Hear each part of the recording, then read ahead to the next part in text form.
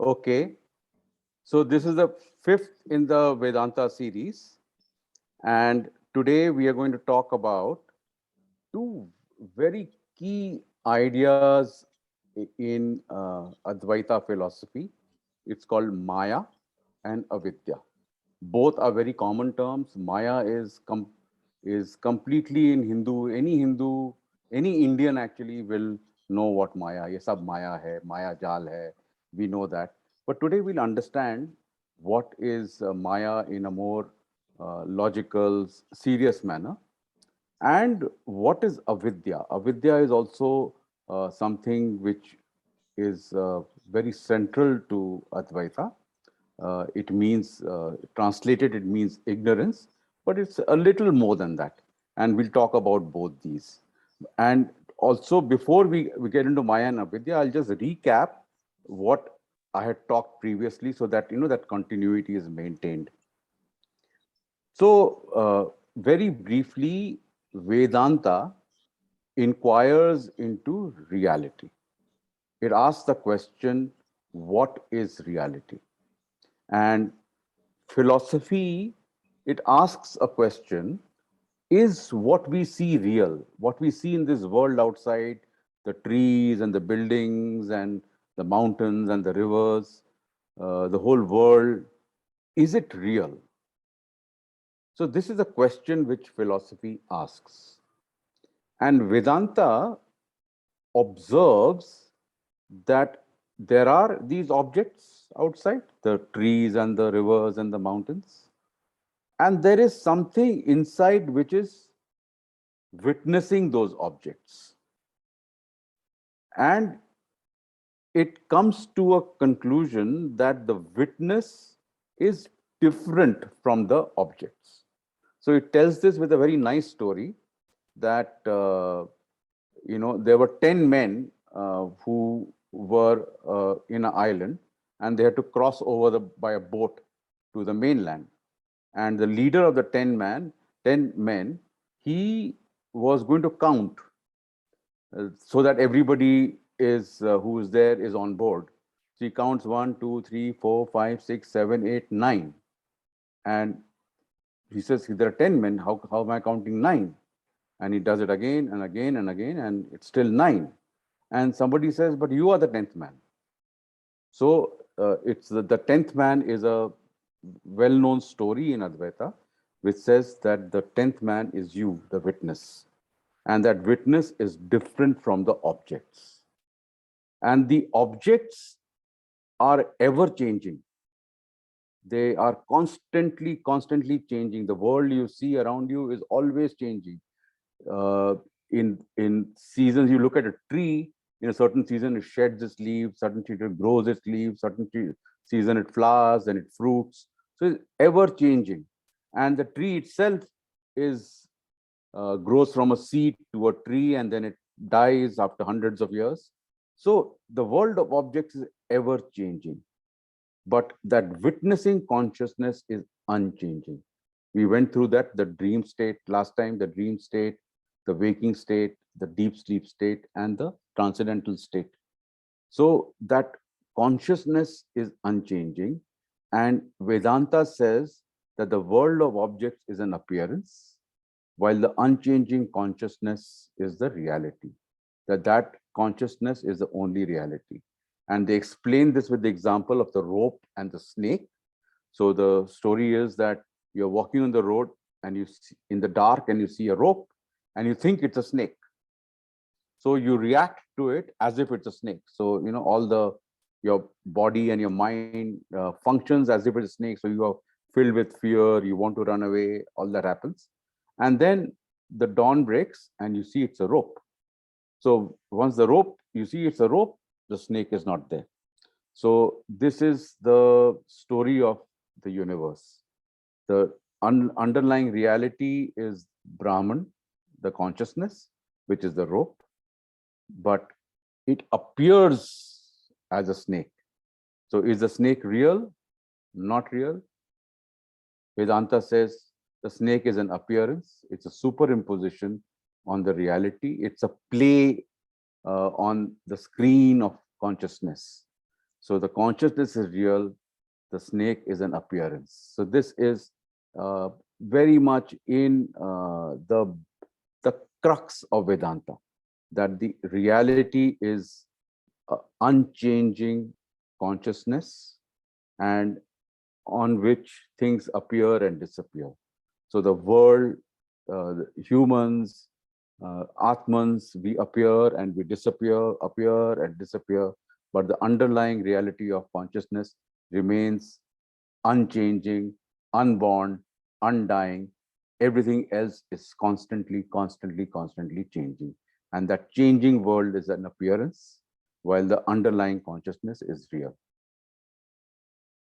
So the main Vedantic ideas are Brahman, Ishvara.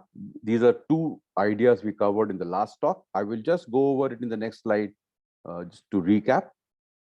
Maya, which is the appearance of the world. Maya is Vedanta explains the relationship between Brahman, the consciousness, and the world with the idea of Maya. And we'll go into that. Very subtle idea. And Avidya. Avidya is the veiling of the reality. That means the reality of Brahman is veiled from us. And once if the veiling, the reality is veiled from us, our mind projects the reality. So the appearance of the mind projects the world as real. So why do we consider the world as real? Because the reality of Brahman is veiled from us. So therefore, appearance looks like reality to us, and that is avidya. We'll go into that. And Atman, which we'll cover the next time. The Atman is individualized consciousness. There's a Brahman, which is the universal consciousness. There's an individualized consciousness. In the next talk, we'll talk about Atman. So today we're going to talk about Maya and Avidya, but before that, just about Brahman. So Brahman is the thing in us which is the intelligence principle, which is the awareness principle, which is the conscious principle, and it is that which is perceiving the appearance of the world outside, right? It is very difficult to express Brahman because it is not a point in space-time. So everything you can express, this is a tree, this is a computer, these are my glasses, this is my watch, this is my calculator. So everything which we can express in words is a point in space-time. This calculator exists in space and time, right? But Brahman does not exist in space and time. In fact, space-time exists in Brahman. Is the other way around. Brahman doesn't exist in space and time. So if you were to put it in words, it is nowhere and it's everywhere at the same time. That's why it is inexpressible. So Shiva Samhita, one of the ancient texts, it says, as the space pervades the five elements and does not mix with them, so the spirit does not mix with the ever-changing universe. Spirit over here is Brahman, and the ever-changing universe is the world. So he says, just like space pervades all the elements, the air, water, earth, fire, it pervades all the elements, and yet it doesn't mix with them. Similarly, Brahman, the spirit, does not mix with the ever-changing universe. It is unmanifest. Brahman is unmanifest. You don't see Brahman. It doesn't manifest itself. It is never changes. It has got no qualities. It's got no attributes. It's got no relationships with anything. It's completely, completely independent. And therefore, in Advaita, it is referred to as Nirguna. इसका कोई गुण नहीं है, कोई attribute नहीं है, कोई quality नहीं है, कोई relationship नहीं है. So it is called Nirguna. But within space-time, that is within the universe, where everything which is insentient, the stones and the mountains and river and so on and so forth. And everything which is sentient, plants and animals and human beings are there. So इनका जो highest conscious reality है within time and space. Within time and space, जो collective consciousness है, that is referred to as Ishwar or God. It is also called Saguna Brahman. So there's Nirguna Brahman, which is the ultimate reality, and Saguna Brahman is its descent in within time and space. Just Saguna means uska quality hai. So this Ishwar is the highest possibility of consciousness within time and space. But a point to note is it is not the ultimate reality. When pralay happens, even Ishvara goes away. Okay. So this was, we covered it last time. So just explaining what is Brahman and what is Ishvara. Now we'll go into Maya and Avidya. So Maya tries to explain the relationship between reality, which is Brahman, and world, which is Jagat, Prakriti. These are the words used for the world or universe. Prakriti is nature or Jagat. Just aside, Jagat means motion, which means our ancients knew that Earth and the universe actually is in motion. They had this knowledge. Ancients means I'm talking about 10, 15, 16,000 years ago. They knew that. That's why the word Jagat comes from Gati. The word Gati comes from Jagat incorporates the word Gati. Gat means movement. So what is the relationship between reality and the world is tried to be explained by the word term Maya. Okay. So as we saw, Advaita holds that Brahman is the reality, while the world is an appearance. And we saw that Brahman, we didn't see, but I'm just saying it now, that the Brahman can be said to be identical with the world and at the same time not identical with the world. Why is it identical with the world? Because the world is not apart from Brahman. Without Brahman, its appearance on Brahman, so it's not apart from Brahman. So therefore, there is no difference between Brahman and the world. That's why it's called Advait, non-dual. The world and Brahman are not two. That is why it is called Advait. The Dvaita philosophy, which we'll cover later, says the world and Brahman are two different. They're two independent realities, right? The Advaita will, poke holes in Dvaita and prove that what you are saying is not correct. But that's for another time. But Advaita says the world and Brahman are not two, right? They are not two different things. So therefore, if the only way to express it, it is identical because they're not two. And it is not identical because Brahman does not change while the world keeps changing.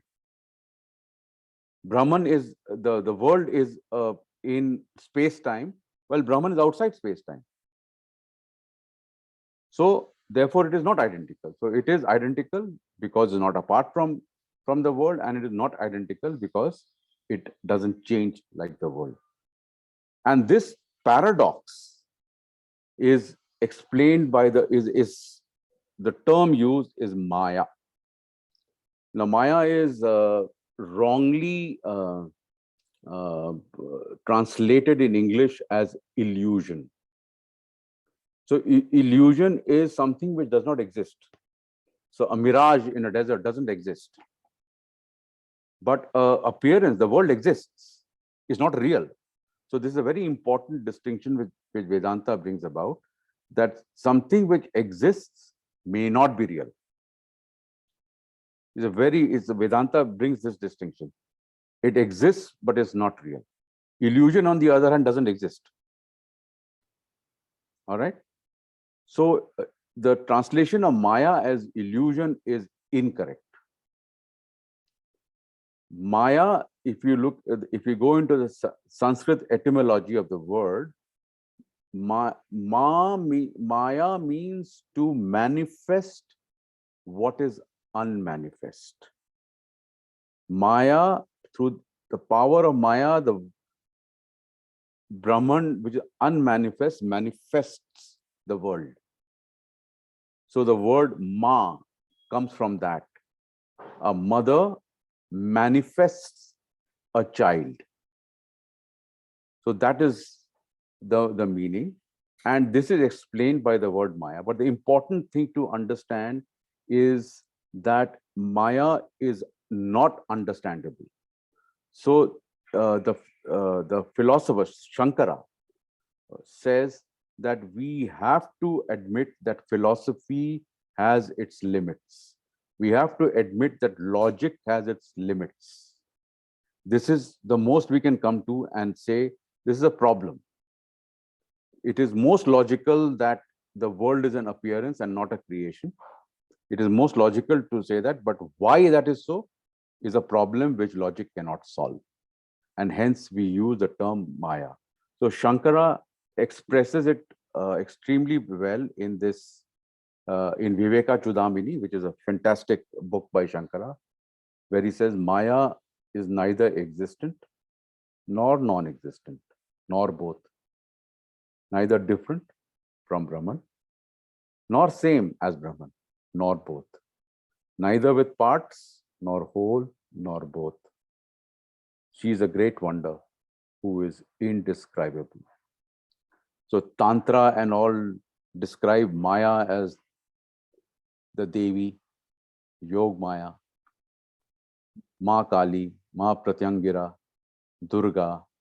So the Puranas describe her as a Devi. That it's the power of Brahman, Maya, is the Devi in the religious traditions and tantric traditions in this country. But it is indescribable. So broadly, Brahman is the reality. The world is an appearance, but it's not real. It's Maya. And once you realize that it's Maya, that confusion goes away. It's like once you realize it's a rope, the snake goes away. So once you realize it's Brahman, the world goes away for you. The world goes away for you. You know it's only Brahman. And that relationship between the appearance of the world and Brahman is logically inexplicable. It is indescribable. You cannot put it in words. And no matter how hard you try, you cannot put it in words. And Shankara says, this is the reality, but how do I logically, completely, totally explain it is a problem, and we live with this problem. It is inscrutable. It's admission that there's a gap in our knowledge, and a gap in our knowledge which logic cannot solve. Logic can bring you up to this point, but from here to take a leap, it has to be meditation, knowledge, anubhav, which will take you there, right? You will sit like this monk and get the knowledge, right? The riddle of the rope and the snake, which I talked about, is the riddle of the universe, where the rope is Brahman. Does a snake exist? Yeah, it exists because you perceived it. Is it real? No. Once you see the rope, then the snake goes away. So it's a riddle, and the snake and rope is a riddle of the universe. And we can only say that Brahman appears as the world, just as the rope appears as a snake. So now there are these two aspects of Maya, which is to be understood very clearly. One is avarna. Our mind has the capacity to take in false knowledge. So we see a rope but the knowledge which goes into the mind that it's a snake. So avarna is the ability of the mind to take in false knowledge or to cover the right knowledge, to veil the right knowledge, to screen the right knowledge, to put a screen between the right knowledge and us. So it veils. So once it's veiled, then the mind has the ability to project a reality, vikshepa. So avarna and vikshepa go together. Avarna veils the knowledge and vikshepa projects the knowledge. If we go back to the rope and the snake example, avarna veils the knowledge that it's a rope. Once that knowledge is veiled, the mind projects a knowledge that it's a snake. All right. So avarna and vikshepa translates as veiling and projection, which is the aspects of Maya. And avarna veils in two ways. One is, I am telling you just now that, this world is not real. But you say, no, I don't believe you. It is not so. How can you say that? I can see my door, my window, my computer. I can see you on the screen. How can you say it's not real?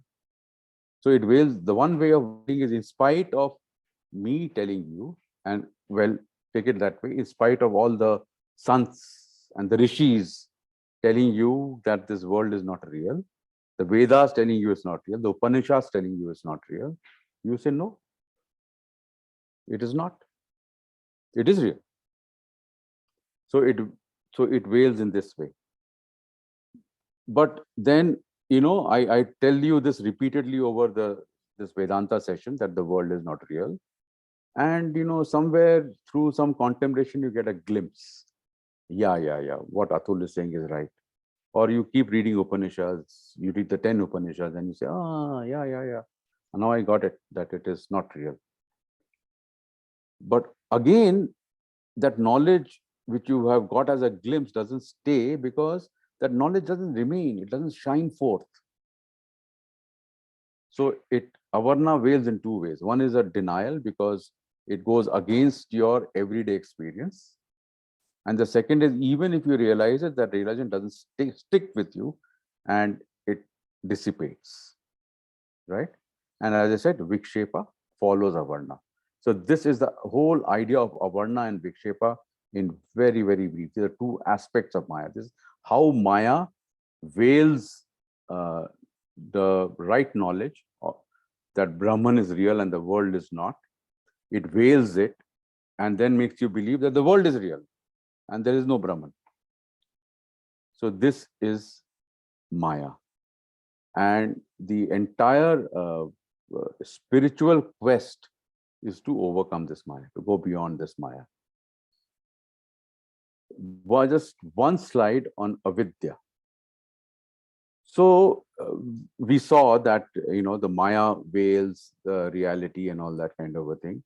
So is that veiling in Brahman? No, it's not. Brahman exists in itself. It doesn't matter to it whether you believe it or not believe it. It doesn't matter. So it is not Brahman which is doing it to you. So the nature of the mind is such that this veiling occurs. So our mind has the capacity to take in right knowledge. Our mind has the capacity to take in wrong knowledge. All right. So it is in the nature of the mind that this veiling occurs. Our mind has the capacity to completely subdue itself so that the inner awareness can perceive reality directly. When the direct perception takes place, you see that it is Brahman. Aham Brahmasmi. All right. So it has that capacity. But the normal mind, that logical mind, doesn't have that capacity.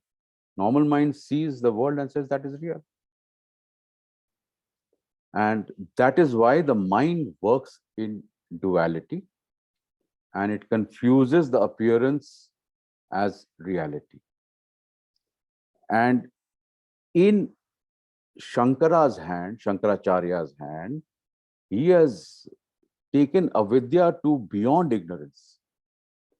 The logical mode of thinking, the thinking in duality, the logic works in duality. Our entire language is a language of duality. Without duality, there's no language. Language works in relationship. I am Atul, I'm male, I'm in Bangalore, Meena ji is in Bombay, somebody is in Delhi. So mind works in duality. The logic works in duality. And with a sense of duality, we can never perceive the truth. So in Shankara's hand, he extends ignorance, avidya, to logic. He says the logical mode of thinking is avidya. And he talks about another term called anubhava. Anubhava is basically meditative knowledge, yogic insight, yogic knowledge is what Shankara calls anubhava. He says anubhava is the one which will take you to right knowledge. So anubhava will take you to vidya, while logic is avidya. And basically, avidya is, what is avidya? The tendency of the mind to see maya as real is avidya. So maya and avidya exist together. They are brother and sister. Okay, this is all for today. Any questions? On the last point itself, Uh, on Anubhava, I mean, I hope nobody else wants to ask a question before me. I can wait. No, you ask the question. What is it? Acha. So, like, whenever I talk to my participants, some of them are my students also, and things like that, and we talk about knowledge. And it's also about a book which I had read. That also explained it, that the early Vedas and Vedantas and Upanishads and all that have, I'm not talking about the Ramayana and the Mahabharata. I'm talking about the books of wisdom, of knowledge, the Vedas, Vedantas and the Upanishads were written by our rishis who went on to Anubhav first, experience and feeling. They were feelers. They used to feel something about what they saw, and then they would kind of meditate upon it. They would think about it. They would observe it. They got aware about it. They, because us waqt office वगैरह तो था नहीं, they didn't have to go to work and all that. So will we say that Anubhava is the real tool of learning? Absolutely. You couldn't have said it better. Spot on. Okay, I couldn't have said it better. Because this is what I keep telling people also, that आजकल है ना, पहले they want to analyze and understand and then they will feel. Then they will want to learn. They want to first understand, नहीं ये ऐसे है, ये वैसे है, ये कैसे है, ये why है, ये what है, ये where है, who है. I said, unless you don't feel, you know, like I've chalked out a program for students also, which is learn more, be more, score more. And I say that unless you don't have the initial curiosity to experience, to observe, to feel, you will not, develop an interest for the subject. Correct. So, and if you, so this is what I wanted to ask you. So, from what I have understood from what you have said is that Anubhava is the real tool for real learning. Yeah. But since we are talking about what you said is absolutely correct. I have absolutely 100% correct. And what you're teaching your children is bang on. So there's no. But since we're discussing philosophy, it is important to clarify all these terminologies. All right. So now the problem in the English language, Anubhava is kind of translates as intuition compared to intuition, right? So there is logical thinking, there is intuition. So, however, there is a third term, which is a Sanskrit term, which is not translatable. It's called pratibha. Pratibha. Pratibha. So let me explain. So there are three terminologies. One is logic, one is intuition, and one is pratibha. So logic, as we all know, is a very step-by-step thinking, to arrive at an answer to something. While intuition is not step by step, it connects the dots. It connects the dots and comes to the knowledge of something, instantly, which you cannot explain what steps you took to come to that knowledge. All right. But So both logic is analysis, right? logic is analytical, Okay. while intuition is connecting the dots. You've taken all the knowledge together, and somehow, some way, the mind has worked and given you a solution. Okay. So that's Okay. intuition. Pratibha is a third thing. What? Pratibha is a thing where the mind has become completely silent. Hmm. The mind doesn't exist anymore. Mm-hmm. And your consciousness, the Atman consciousness, is perceiving directly. So that Okay. direct perception is the yogic perception. So that direct perception is what Shankara and all are talking about. The common English term of intuition and logic are part of the working of the mind, the part of avidya only. So that direct perception, pratibha, is what is referred to as anubhava. All right. So So where the mind is completely silenced and you're perceiving directly. But coming back to your point, to what you're telling your students, is absolutely right. You are helping them develop a sense of feeling the solutions, right? So in that context, what you're doing is perfectly right. I just wanted to point this out to you. And we had this discussion last time also. So there is, just understand that there is no one right way. So for example, you, and I've noticed most women are more intuitive. Most men are more analytical. Most men, I'm not generalizing, there could be men who are also intuitive. So depends on the person. Some person would like to understand it very logically. हमको पहले बताइए क्या है क्या है क्या उसके बाद हम वहाँ feel. And some people say get very impatient with all this. हमको बताओ. right. हाँ. Right. So no one way is right. It depends on the person. So you have to, as a teacher, you have to judge what that person's orientation is. If that person's analytically oriented, let him or her arrive at the solution through analysis. If a person is more intuitive or feeling oriented, let him or her arrive at the solution with feeling and intuition. Right. Are you getting what I'm saying? So the more feeling and intuitive kind of person will be more comfortable, using the bhakti marga, where Right. they surrender to God, satsangs, that makes them feel closer. While the other type, the more analytical type, are more gyan marga. They want to study the Upanishad. They want to understand the difference between pratibha and intuition and logic. So this is the only input. And what about pratibha? What do they go? Pratibha is. Do they go into meditation? Yeah, but pratibha is totally meditative. Pratibha is when you're getting into samadhi. Yeah, but can we say pratibha is also perception? It is direct perception. That means without the mediation of the mind. So right now, when I'm talking to you, your mind is mediating in you understanding what I'm saying. So perception without the intervention of the mind is pratibha.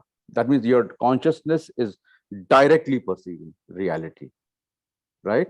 So that Can you give an example for that? I can't give an example. It is something you have to experience. It's samadhi. It is a high meditation. I have not experienced it myself, so I can't. There's no example of that. Okay. I can just explain to you. This is with words, but it is samadhi. Okay. So the rishis and the people who get enlightened, you become Buddha. You'll get that pratibha. Am I allowed to ask one more question? Yeah, you can ask 10 more questions if you want. Okay, now in the beginning you said that they were counting and they said 1, 2, 3, 4, 9, and he said only 9 because he was not counting himself. Correct. So, and then somebody else pointed out and said, but you are the 10th person. Correct. So the person who's counting and is the observer, that observer inside him is different, but he is one of the 10. Can we say that? So he is one of the 10, but the observer in him is different. See, basically, is that what you are saying? This example is to tell you that what you're observing outside is different from the one who's witnessing it. So that is why the example is there. So the example is that I'm witnessing everything, and what I'm witnessing are the 9, and this is a story. It's a way of saying that the witness is different from objects of what he said which are being experienced. That's all. That's the only that this story is meant to explain that. That's all. Yeah, but it could also be that I, the witness, am observing me, the object also. I am the witness of myself also. Sure. So then very often we do that. No, you do when that. We say, take a bird's eye view about what you're saying, what you're doing. Certainly. So you are the observer. You're observing your own mind and body. Yes. Self-search also. My last question. No, there are two. Can we say our appearance as we change with time, like from childhood to youth to adulthood and all, even that is Maya and the inner me is the reality? Yeah. So you changing from child to youth to whatever is the changing world. The entire world is changing all the time. In fact, this is a very normal thing. But if we talk to scientists, they say you're changing every nanosecond. Moment. Yeah. Every moment you're changing because your molecules are changing, your atoms are changing. Yes. And they say that in a certain period of time, all the atoms in your body has changed. You have got new atoms. Yes. So this change is a quality of the world that appears. Yeah. While the witnessing consciousness is unchanging. So that manifests itself on our body also. And my last statement, I don't know whether I have understood it correct. Like in Sikhism, we say Nirgun, Nirbhaya, Nirvaur, Ajuni Sahib. So is that consciousness? Okay. So you said Nirgun? Nirbhay, Nirvair. Nirvair kya? Nirbhay, aap samajh gaye? Without fear. Nirbhay, Nirvair, Ajuni Sahib. निर्वैर क्या होता है जरा बताइए हिंदी में मतलब जिसको कोई judgement नहीं है अच्छा it has nothing no judgment nothing no emotion no judgment and ajuni मतलब जो न पैदा होता है न मरता है that is Brahman absolutely है ना so Sikhism में ये prayer में आता है Sikhism तो is mainly drawn from the Bhagavad Gita and all that. So it is it will be the same thing, yes. So it's a Guru Granth Sahib prayer. Nanak drew a lot very from. Beautiful. This thing. Beautiful. Yeah. The Guru Granth Sahib has some beautiful prayers. It's beautiful. Yeah, I love reading that. Love it. So मैं तो कभी जाता गुरुद्वारा में बैठ के गुरबानी सुनता रहता हूँ. अच्छा. And thank you very much for not only you but everybody else, also Jaggi Bhai Sahab and Sanjay ji, for allowing me these questions. I don't know whether they were of interest to you or no, but I'm very greedy. I'm very greedy when I have curiosity, and I just want to. I'm very selfish. You asked the question, I would have asked for us. So you saved me the questioning. No, I mean, I would have felt a nincompoop asking this question, but with anyway, your wisdom, when you ask them these questions. No, 1 second. There are no nincompoop questions because these are very. It is. I mean, this will raise questions in the mind. This kind of knowledge will raise. Yeah. And we are encouraged to ask questions. This is the beauty of this land. You ask questions. Yeah. सवाल पूछो अरे तर्क जरूर करो अर्जुन सवाल पूछता है कृष्णा से पूछो सवाल Ram asked questions to Vasishtha Pura Yog Vashist is about Ram. Ram says कि I don't want to live. He's 16 years old. ये क्या फायदा? फिर मैं जन्म होके आ जाऊंगा. क्या फायदा? So Right. the whole Yog Vashist is the answer to Ram. So everybody asks you. The whole knowledge system works on questions and debates. Right. The problem you're seeing today is because there are certain things that some people say, don't debate, don't ask, don't question, don't do anything. This is the problem. The problem we're facing, what is happening on the streets outside now as we speak, is because don't say anything against this, don't say anything, don't question it, apna akal mat lagao. So this is the problem. But in our system, पूछो, ठीक है, No, you तुम्हारा ये hit the view है, nail on the head. तुम्हारा ये view है, तो ठीक है, वो भी रखो. This is तुम्हारा ये view है, exactly. तुम भी रखो अपना बात. But they devised a system of debate and questioning to such an art that we didn't go around killing each other. Whatever the killing instinct was there was debated intellectually. So you really hit the nail on the head, because this is exactly what I keep telling them, that for God's sake, this was a big debate we had on Teachers' Day also. Ki teacher is very important. I said, yes, teacher is important. Nobody takes away the merit of the importance of the teacher. But the student, unless he does not have these few things inside, which are his inner catalysts for learning, a teacher cannot do anything with him. Correct. And if he doesn't have, then a good teacher is that teacher who can be a catalyst for him to start to awaken his inner catalyst. Okay, Jaggi Saab, you have any more questions? Yeah. No, can you hear me? Can you hear me? Can you open your video? Can you? Yeah. आप बताइए. For me, this was very illuminating. But if you ask me, it was far too sagacious, far too profound, far too deep for me to understand.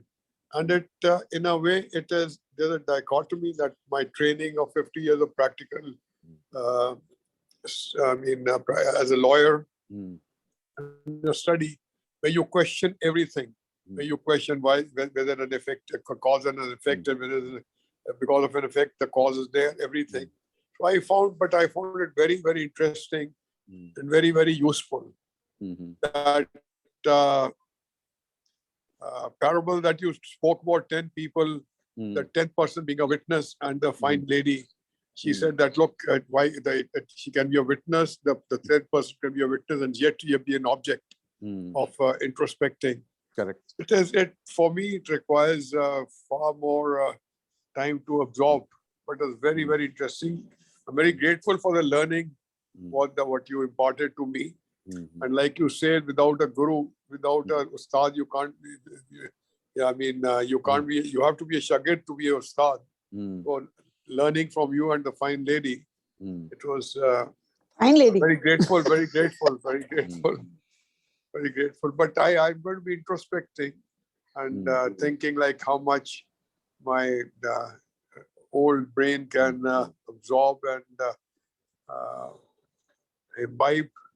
But it was very, very interesting. Very, very interesting. So in the next talk, we will talk about the Atman. We've all heard the word Atma. Hamara Atma hai. Yes. Atma. But in philosophical language, what is Atma? Not in common parlance. He says, Atma, we use the word very commonly. But वो है क्या? वो चीज क्या है? So Atma क्या है? We use the words Sakshin or Sakshi. We talk about that. Sakshi Bhav. Sakshi Bhav. We will talk about that. We'll talk about Jiva. Actually, hearing you has raised more questions in my limited brains, limited faculty that I have.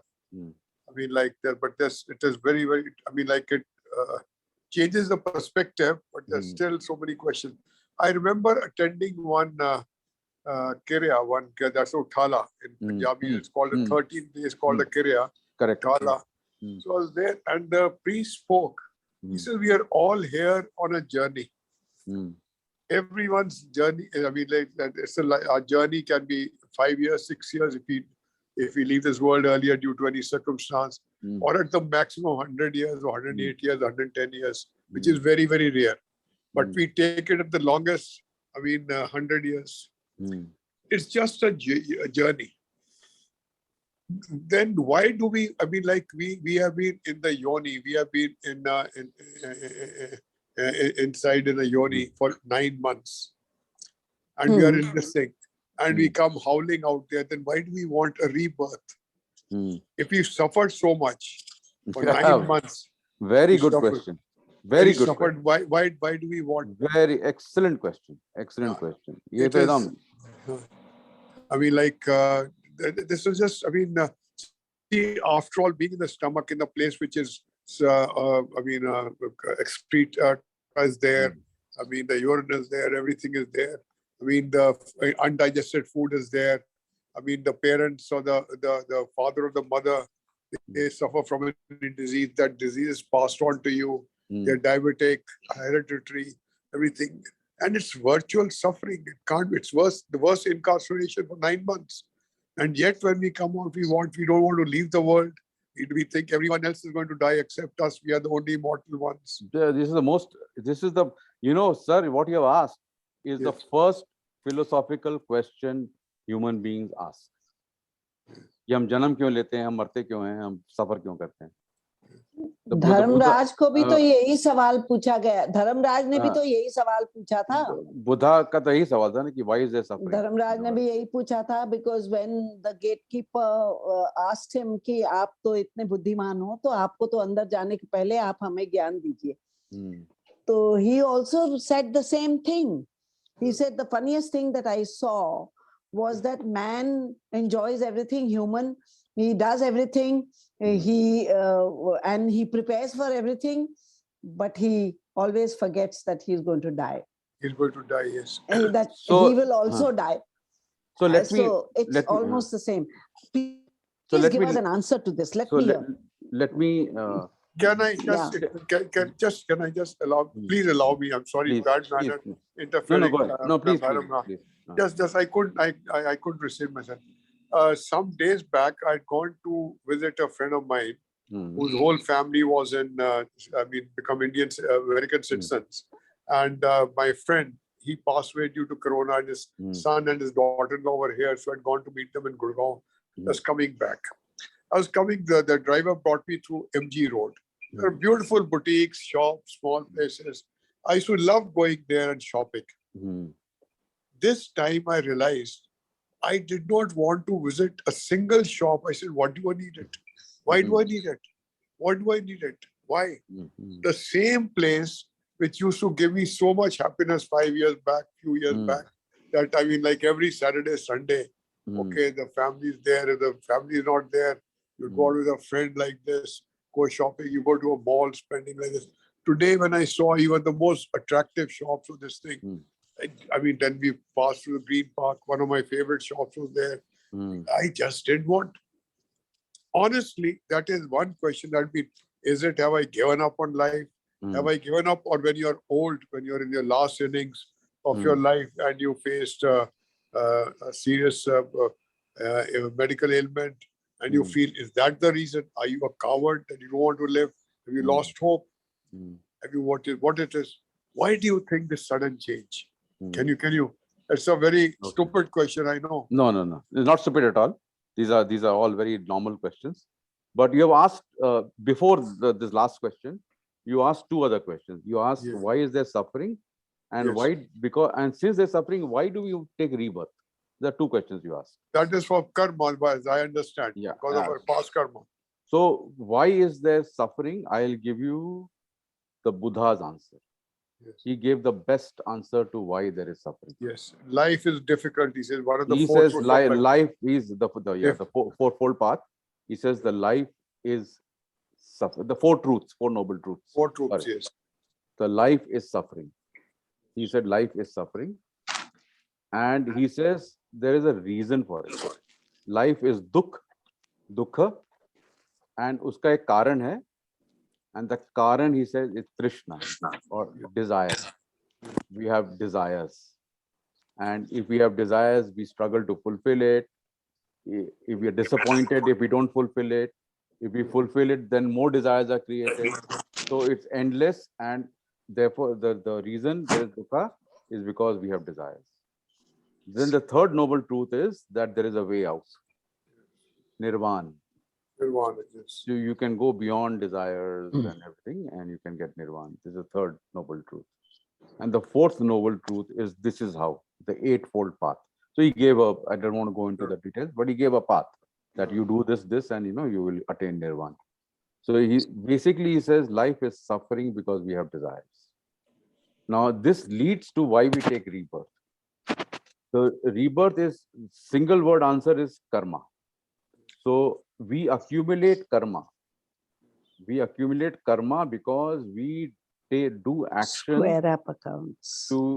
We do actions to fulfill desires. We act to fulfill desires, and that leads to more karma. You fulfill the desire, then you get more new desires. If you don't fulfill desires, you have disappointment. So there are more karma. So you keep accumulating karma. Now, once the karma is accumulated, you have to come back to fulfill those karmas. Once the karma is there, it has to be played out. So then you keep getting rebirth to fulfill those karmas. And in the process of fulfilling those karmas, you will accumulate more karma. So again, you'll go back, come back. Can I ask? Come back, Can I go back, come back. Endlessly. May I ask what may I ask one more stupid question?